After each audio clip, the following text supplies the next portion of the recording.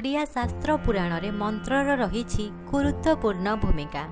ठीक सेहीपरि महामृत्युंजय मंत्रर मध्य रहिछि किछि विशेष गुरुत्व। तेबे कौन आपण जानते कि एही मंत्र जपर कौन रहिछि नियम, एहाकु जप करिबा द्वारा होइथाए केउ सब उपकार।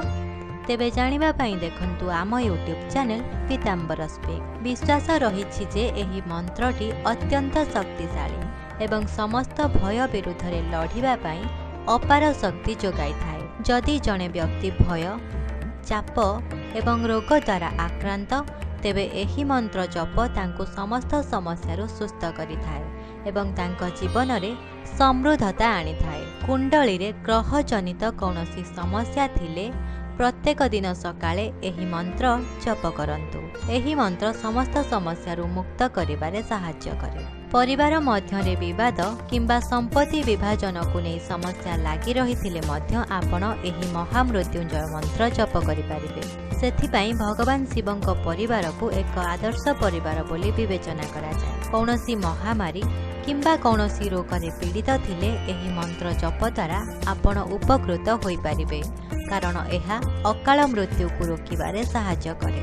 बारंबार दुर्घटनार सम्मुखीन हेउथिले आपणक परिवार सदस्य एही मंत्र जप करिबा उचित। व्यवसाय रे घटिथिबा आर्थिक एवं अन्यान्य क्षति को दूर करिबा पई आपण महामृत्युंजय मंत्र जप करंतु।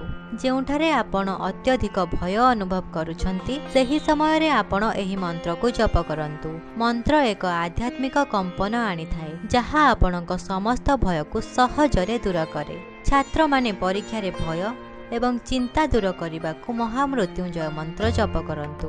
एही मंत्र ध्यान को बढ़ाई थाए एवं पढ़ारे ध्यान देवारे सहाय्य करे। महामृत्युंजय मंत्र पाई सर्वोत्तम समय भोर 2टारू 5टा पर्यंत होई थाए, किंतु जदि आपण ताहा करि पारिबे नाही तेबे आपण गाधोइबा परे एवं परिष्कार पोशाक पिंधिबा परे एही मंत्र जप करि पारिबे। मंत्र जप करिबा समय रे रुद्राक्ष माला व्यवहार करिबा अत्यंत प्रभावशाली होइथाए। माला को डाहाण हाथ रे रखी एवं अन्य प्रांतरु गोटिए प्रांत आड़कू जीवा बेले मंत्र जप करिबा आवश्यक।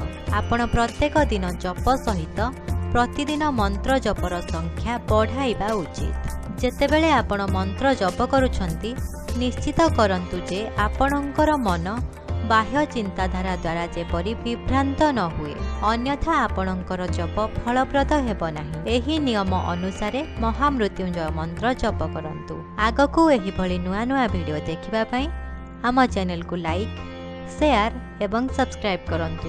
वीडियोटी आपनकू किपरि लागिला ताहा हमकू कमेंट माध्यम रे जणांतु।